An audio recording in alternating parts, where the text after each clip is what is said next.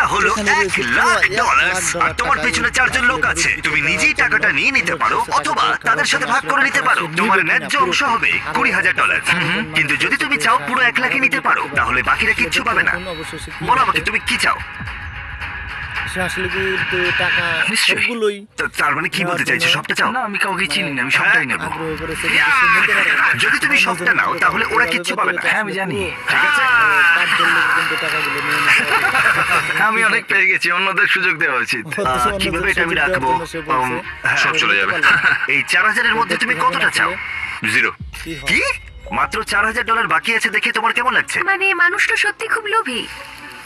তোমার পরে দুজনের কেমন লাগবে বলে তুমি মনে করো? তাহলে আর 1,000 রইলো। আমি 500 নেব। এটা ন্যায্য? হ্যাঁ। তোমার আগের 4জন তোমার জন্য $500 রেখে দিয়েছে। থাকবেন সবসময় পাশে, তাহলে সুন্দর সুন্দর ভিডিও ওর জ্যাকেট থেকে সব টাকা পড়ে